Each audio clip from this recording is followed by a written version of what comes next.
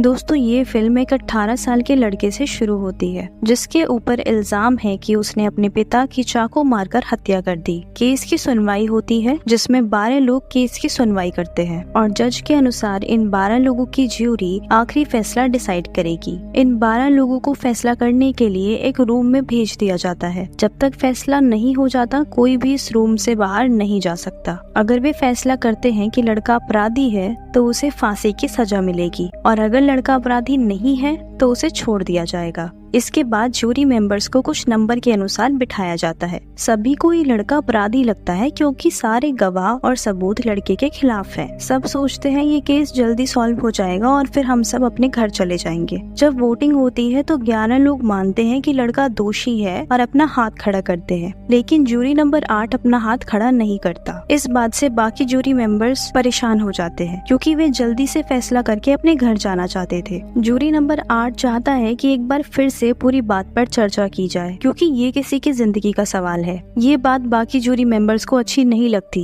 क्योंकि सभी मानते हैं कि लड़का दोषी है। फिर एक एक करके सभी जूरी मेंबर्स जूरी नंबर 8 को ये साबित करने की कोशिश करते हैं कि लड़का दोषी है। अब वो उन बातों को डिस्कस करते हैं जो कोर्ट में हुई थी। पहला गवाह था वो बूढ़ा आदमी जो लड़के के नीचे वाले फ्लैट में रहता था और जिसने दावा किया था कि उसने लड़के को अपने पिता को मारकर भागते हुए देखा था। उसने बताया था कि उसने लड़ाई झगड़े की आवाज सुनी थी और एक चीखती हुई आवाज सुनी जिसमें कोई कह रहा था कि मैं तुम्हें मार डालूंगा। इसके बाद धम की आवाज आई जैसे कोई फर्श पर गिरा हो और फिर उस बूढ़े आदमी ने उस लड़के को सीढ़ियों से भागते हुए देखा।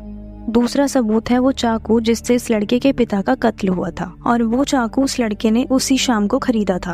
ऊपर वाले फ्लैट से आवाजें सुनने के बाद बूढ़े आदमी ने पुलिस को कॉल किया और जब पुलिस वहां पहुंची, लड़के के पिता के कमरे में गई तो वहां उसकी लाश मिली जिसके दिल में 4 इंच गहरा चाकू गड़ा हुआ था और ये उसके बेटे ने किया था।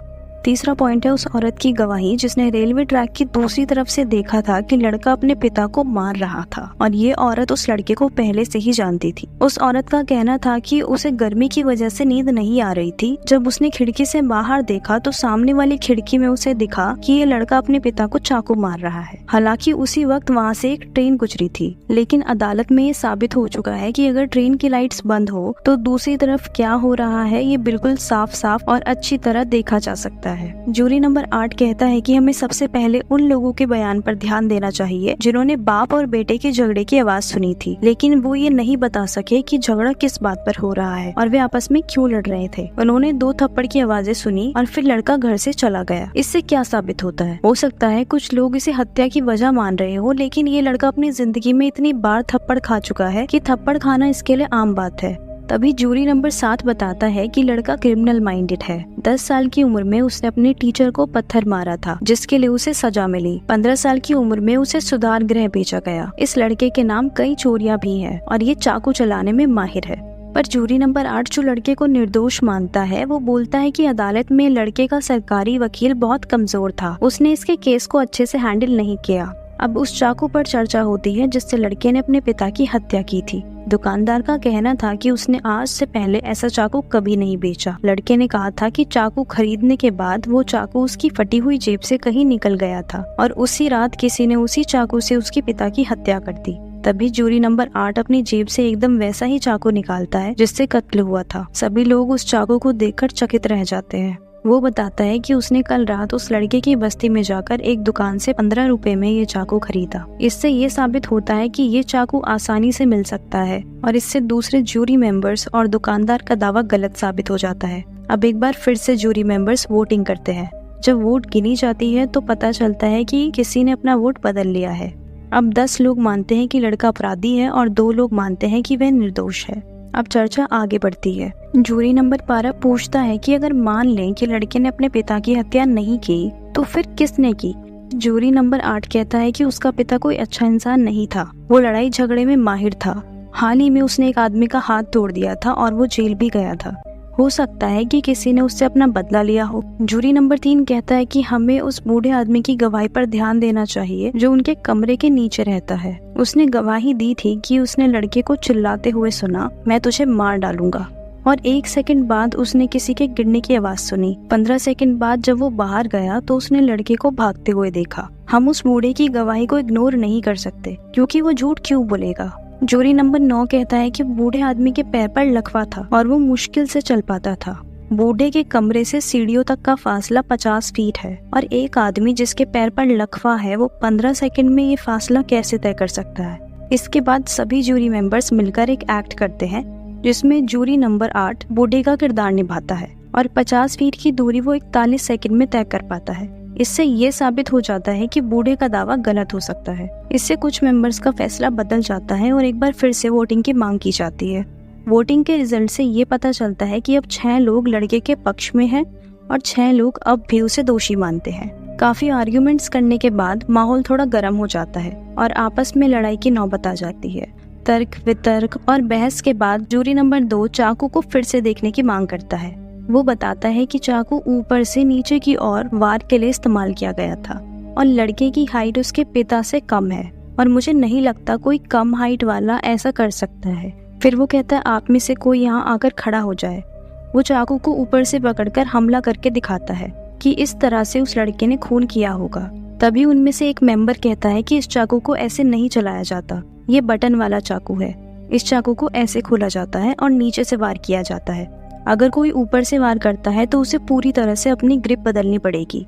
और जैसा कि हम जानते हैं कि वो लड़का जो चाकू चलाने में माहिर है वो इस तरह से मर्डर नहीं करेगा।